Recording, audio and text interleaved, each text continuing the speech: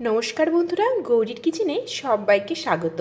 আজকে আমি খুবই সহজ পদ্ধতিতে আম পোড়া শরবতের রেসিপিটি আপনাদের সাথে শেয়ার করছি। এর জন্য প্রথমেই আমি 500 গ্রাম আম খোসা ছাড়িয়ে 2 টুকরো করে নিয়েছি। এবারে আমগুলোকে সেদ্ধ করে নেব।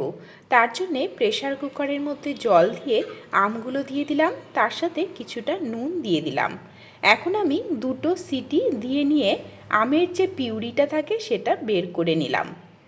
এবারে মিক্সিং বোলের মধ্যে পিউরিটা দিয়ে দিলাম, তার সাথে বড় চামচের 1 চামচ ভাজা জিরে, হাফ চামচ বিট নুন, হাফ চামচ চাট মশলা পাউডার এবং হাফ চামচ গোলমরিচ গুঁড়ো দিয়ে দিলাম।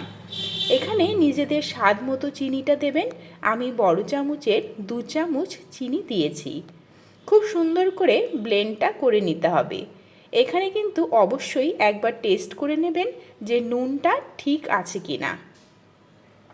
ঘনত্বটা দেখুন ঠিক এই রকম হতে হবে।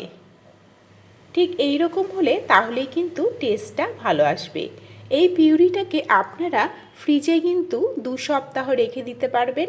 অল্প অল্প করে গ্লাসের মধ্যে নিয়ে জল মিশিয়ে খেতে পারবেন। আমি দেখুন 2টো গ্লাসের মধ্যে পিউরিটা দিয়ে দিচ্ছি। এবারে ঠান্ডা জল দিয়ে দেব।